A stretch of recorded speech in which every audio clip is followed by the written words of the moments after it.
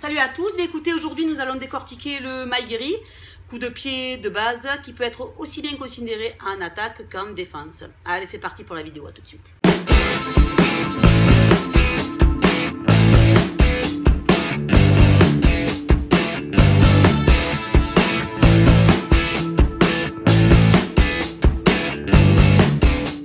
Pour le Maigiri, premier temps, je monte le genou le plus haut possible.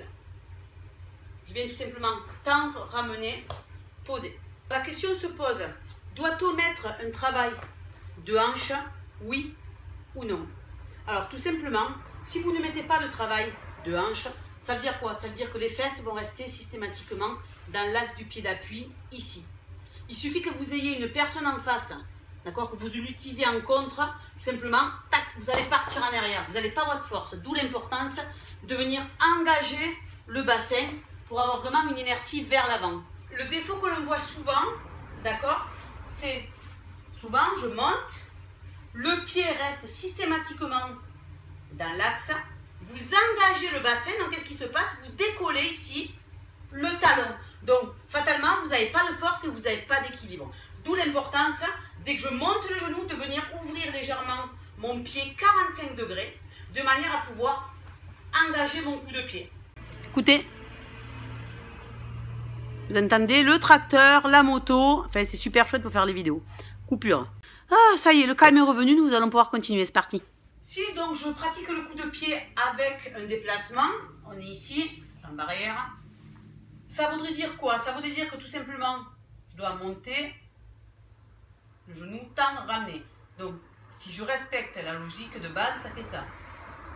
1, 2, 3, 4. Sauf que si je veux le faire rapide, comme dans un combat ou dans un kata, ça veut dire que je suis aussi saccadé, ça fait ça. Difficile de mettre de l'explosivité, de la vitesse, de la puissance. On va donc, au lieu de monter tout de suite le genou, je vais faire l'effet contraire, faire un talon-fesse, ici. Le fait de venir faire un talon-fesse, ça va me provoquer un effet rebond suite à mon muscle qui est l'ischio-jambier. C'est lui qui va me permettre ensuite l'extension de hanche avec la contraction du quadriceps. D'où le gain de vitesse, d'accord, et d'explosivité sur mon Maigiri. Regardez, boum, ça change de ça. C'est super compliqué. Maintenant, donc, le positionnement du pied.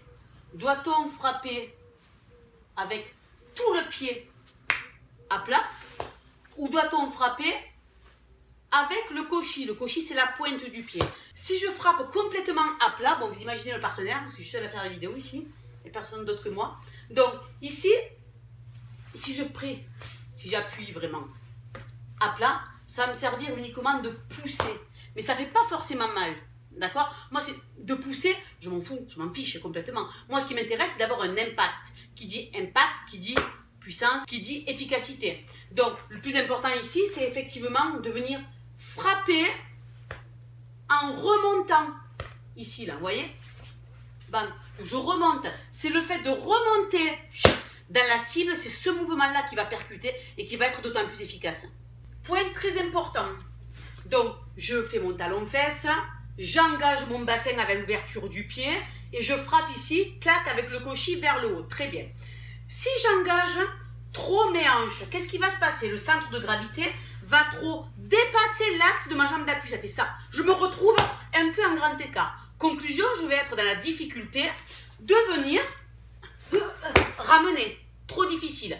D'où l'importance, quand je mets mon bassin vers l'avant, oui, je mets mon bassin devant, mais c'est pas le pubis qui part vers l'avant, trop vers l'avant par rapport à l'axe. Je reste dans l'axe de ma jambe, j'incline le bassin vers l'avant, mais je suis complètement en assise. Mes épaules sont légèrement inclinées vers l'arrière. C'est ce qui va me permettre de pouvoir ramener, être efficace dans ma technique. Le ramener sert à quoi? Alors, si je suis en combat, que ce soit de compétition ou en traditionnel, ça me permet tout simplement, si la personne réattaque, de refaire un Maigiri doublé. D'accord? Si je retombe directement face à un partenaire, tout de suite ici, qu'est-ce qui se passe? Boum, contre, ça paraît logique. Dans un kata, maintenant, qu'est-ce qui se passe si je me laisse complètement amener vers l'avant?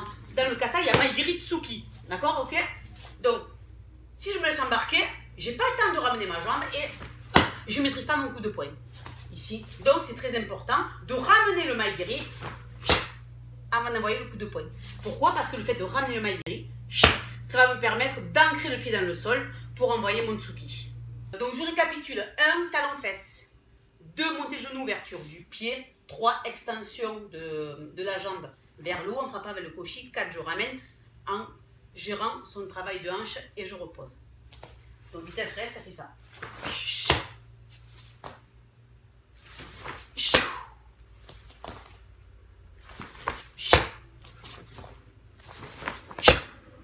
Donc vous avez pu voir la technique du maigiri dans sa décomposition. J'espère que ça vous aura plu.